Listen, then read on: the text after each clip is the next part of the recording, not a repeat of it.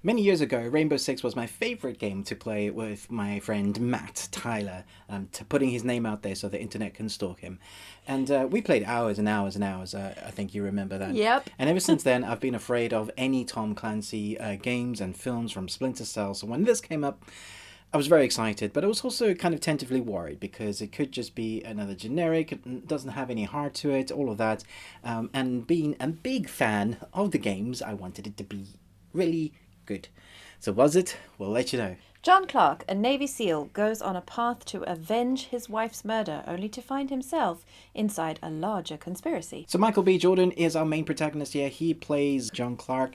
We also have Jamie Bell, who I'm a massive fan of. Ever since we saw Jumper, I always wanted his character in Jumper to like have a spin-off series or just another movie. He was excellent, had great screen presence. Yeah, he did. In this, he also has great screen presence, but he's more like the CIA guy that you don't really know if he's good or bad. It kind of plays that along the film, which was fun and added another dynamic to the film. Yeah. Michael B. Jordan, I think, plays this character well. Yep. I mean, let's be honest. When going into this film, you know what to expect. It's action. It's action bonkers. It's John Wick style gun fu. There's great gun fu sequences. Yeah, it's really good, actually. It's quite believable. And one of the things that makes this film really good and less Hollywood in moments is because the director has done films like 000, all kind of war films that really are really gritty. And so he's cut his teeth on those and he's brought that into the Tom Clancy world, which is so spy-fi, not sci-fi, spy-fi. And so you take that world, you put it in with this director, and then you get an actor who really was looking forward to playing this role, and you see how beefed up he is. I mean, yeah, he's pretty stacked. Yeah, ever since doing Creed or Black Panther, he's been in that amazing physical shape. So he's a good-looking dude, easy to watch on screen, I would say. And I mean, I've got pecs, but for a different reason. And so I enjoyed seeing him in this role. I believed him in this role, but he wasn't actually my favorite character in this film. Was probably we've talked about this. People have talked about this in featurettes. It was surprising that his on-screen chemistry wasn't with his wife, because we don't get much time with his wife in this film.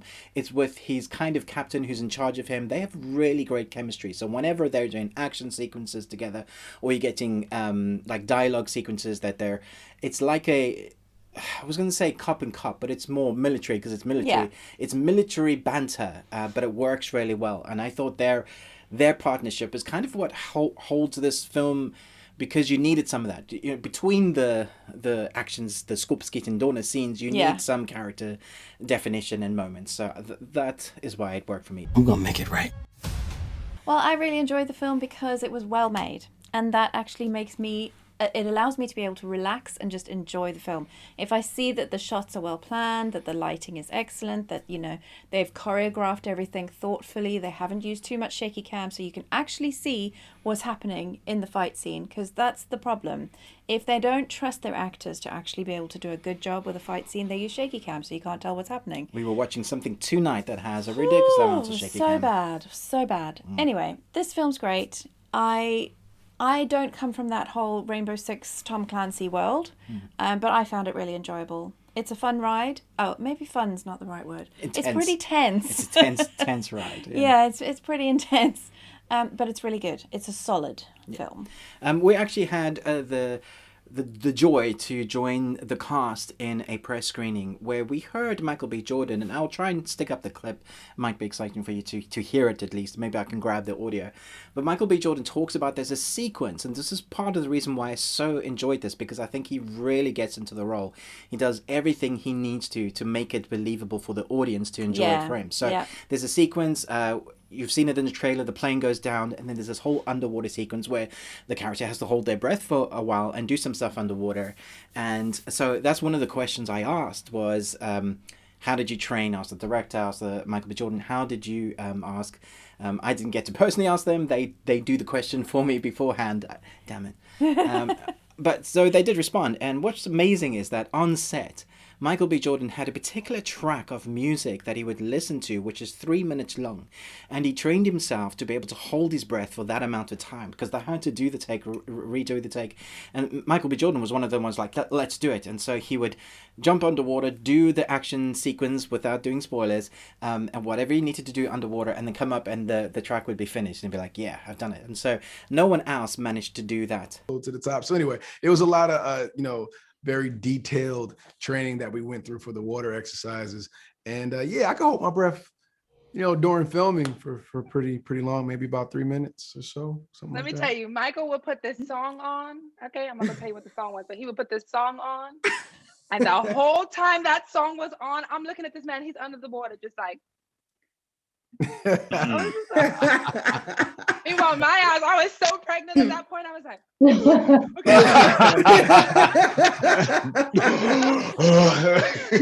and also after, as soon as I say cut, it was dancing. However, I would say that his partnership on screen, the female protagonist, so the actress Karen Greer, who plays Jodie Turner, she was very pregnant at the time. Really? Yeah. No way. And so she was doing these action sequences, and I thought, like, wow, she's really showing what she can do. So she was tired. No way. You really, never would have been able to tell. She really looked like she knew what she was doing. Wow. I mean, well, first of all, I was pregnant at the time. Wow, so really? Yeah. Wow. So that definitely added a level of intensity. So I have to, give my hats off to her and say that was really impressive. Yeah. Jeremy Bell, I really liked the presence that he brought onto the screen again. So that's why, when you, like you were talking about, you just settle into the action because you feel comfortable. So you're going to be in for a ride. So I don't really need to tell you here. I don't really need to tell you to watch this film. If you like Tom Clancy, you're going to enjoy it. If you like action films, you're going to enjoy it. If you like John Wick films, you're going to enjoy it. It's a fun-filled ride, exactly what we need right now. It doesn't take itself too seriously, but it is also more realistic than some of the other gun-fu films that you get like this. Yeah. So I appreciated that. I will be talking about the ending. There's an ending clip that I want to talk about, but I'll do that in a separate video. For now, I'm going to give this a solid B+. Oh, right then. What are you going to give it? Yeah, I think a B+ is fair. I mean, it sounds a little bit harsh because we normally like, it's an A, everything's an A. But yeah, it's a B+. Yeah, it's a good action film. It's a good action film. It's got some heart. Yeah. Thanks so much for watching this. Let us know in the comments how excited you are to watch this. And when you have, let us know your favourite moment. But until next time, remember, Live long and Tuesday.